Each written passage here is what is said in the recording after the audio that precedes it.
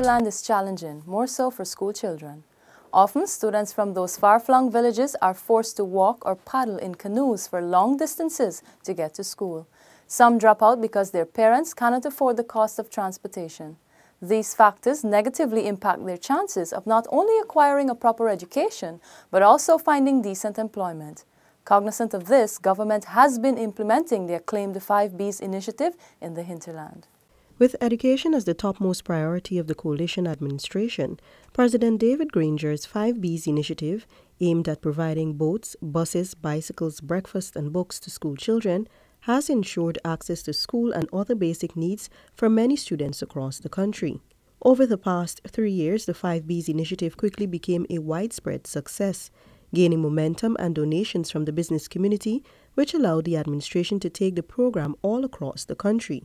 The initiative was birthed following a visit to the Pomeroon, in which the head of state was informed of the high cost of transportation for children to get to and from school.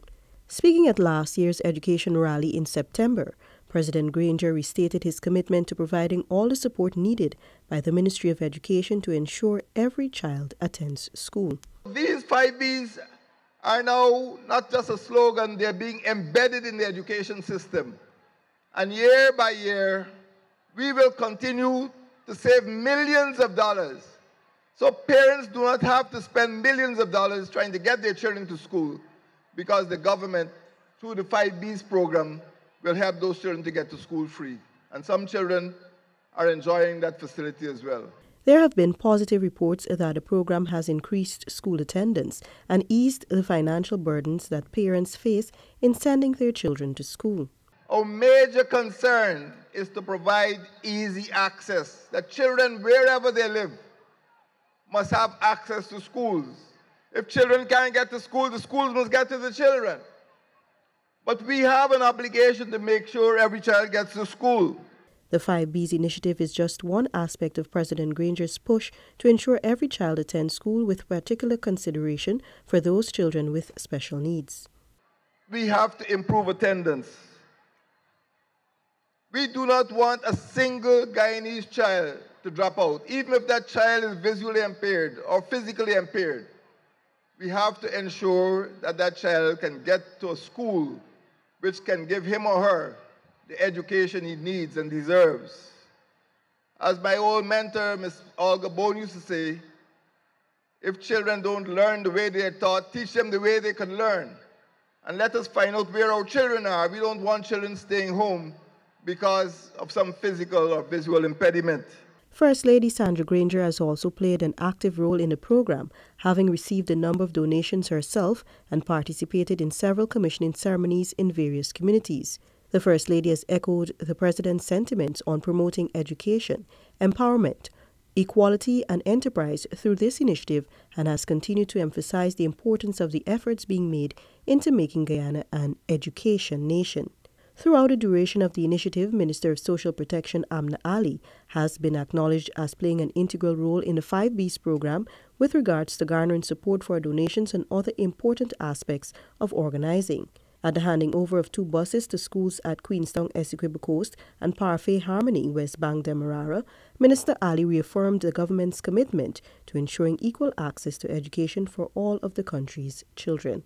Education is high on the agenda of our government priorities, and we are fully committed to ensuring that all children throughout Guyana have equal access to education through the President's 5 Bs program: buses, boats, bicycles, books, and breakfast. Recently, 3 19-seater buses were handed over to the Santa Rosa, Thomas Hills and Port Kaituma communities during a recent ministerial outreach led by Vice President and Minister of Indigenous Peoples Affairs, Sidney Allicock.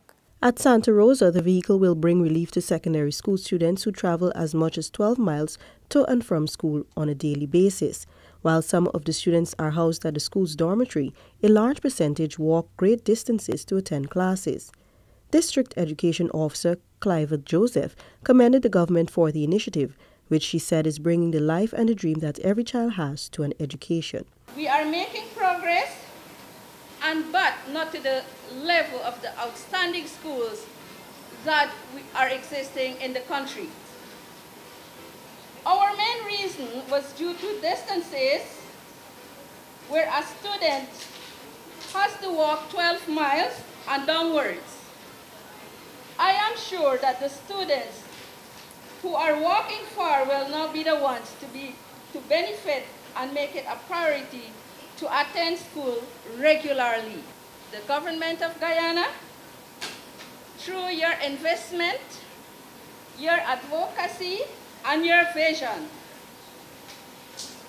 you are bringing the life, the dream that every child has to an education. Newly elected to Shao Santa Rosa, Juanita Phillips said that she was one of the persons who lobbied for transportation during her tenure as president of the School's Parent Teachers Association. I'm very happy today to know that we have a bus for the secondary school, for the children of the community in general. I'm happy that the government has this vision that these children need a bus. So I would like to thank the government of Guyana for seeing this need and for making it happen. And I know it would serve well. The government's commitment to provide equal access to quality education for all was reiterated by Minister Alicock. The government, in leadership by two great men, as the president himself, who has a military background, and a prime minister who has a legal background, are in the forefront of their ministers. We are all in support of this dream to give the best of education to our young people. Because if you have a nation that is educated, then there is nothing stopping us from being the most powerful country in the Caribbean. You are part of that process. You are part of the ingredient to this greatness. Over at Thomas Hills, a village in the Mabaruma sub-district, the bus will be used to transport students from that community and surrounding areas to schools in the Mabaruma township. CDC chairperson Vicky Chung explained that while the bus will be fully utilized by the students, services will also be offered to senior residents and HAYS participants within the village. Also, we're trying to involve these HAYS personnel that in like the do catering and the do garment construction and these things, right? So what we say that we'll be doing is we'll have them cooking and we can be like delivering the food with the bus. Same thing with the sewing. The bus at Port Kaituma will serve the hundreds of pupils who hail from 1 mile, 4 miles and other far-flung areas including Ornock, Citrus Grove and Canal Bank.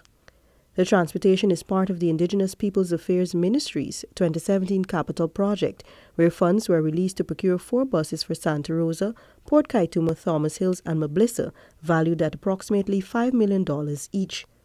Earlier in the year, Mablissa on the Linden-Soosdijk Highway received their bus.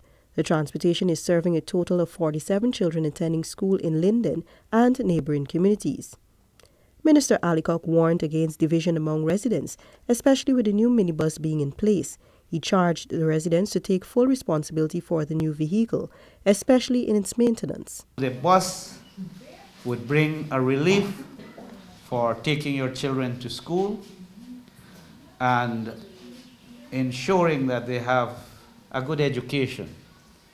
We are also hoping that you would be able to manage the affairs of the bus, and in your own management, whoever it would be the managers, would not set up a scheme of fighting against one another, but for fighting for better. For too long, we have seen a lot of buses, tractors, and expensive machines in communities just bracing up in a corner. for the need of 2 screws or a battery, or, and they just dump it and they want another one. It can't work like that. It's about management. These things are very costly. It's taxpayers' money, and we expect that we could meet one another halfway. The Ministry of Indigenous Peoples Affairs, as a supporting agency, has recognized the need for buses in many hinterland communities and made provisions in its budget to address this, Minister Ali Koch noted. Because of this dream of having this country fully educated, the President has embarked upon the 5B program. So today, as the Tusha was saying, she liked begging. She did ask, and the President has embarked. He was given out a number of buses. And we, as a support ministry, we are following through to ensure those communities that do not have, we're going to try our best to see how we could be able to have that funding to support your cause. We cannot give, at the moment, every home a bus for their child. It's almost impossible. But it is one step forward in the right direction. The future of Guyana has never looked better. Our nation is on the cusp of a development program like never seen before. While Guyana is now emerging as an energy giant through the discovery of massive reserves of oil and natural gas, it is your government's intention that the huge benefits emerging from this will go where it matters most, to you, the people of this beloved country. There is a surge of confidence in the way Guyana is governed once again, and the level of investor interest is unprecedented. Guyana is poised to become the breadbasket of the region, and the pace at which this nation will grow through prudent fiscal management will be nothing short of impressive.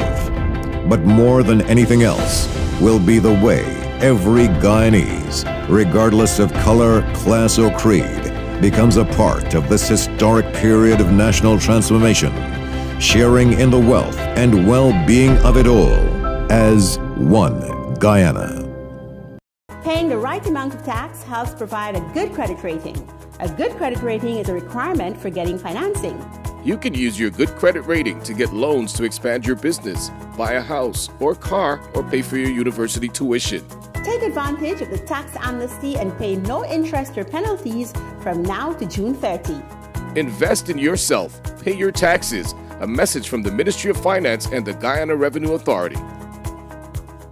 The Ministry of Finance has announced a tax amnesty effective January 1 to September 30, 2018. This means that you can pay all your outstanding income, property, corporate, capital gains, and withholding taxes. File your taxes before June 30, 2018, and all interest and penalties will be waived, or file before September 30, 2018, and pay only 50% of the interest and penalties accrued. Invest in your country. Pay your taxes. A message from the Ministry of Finance and the Guyana Revenue Authority.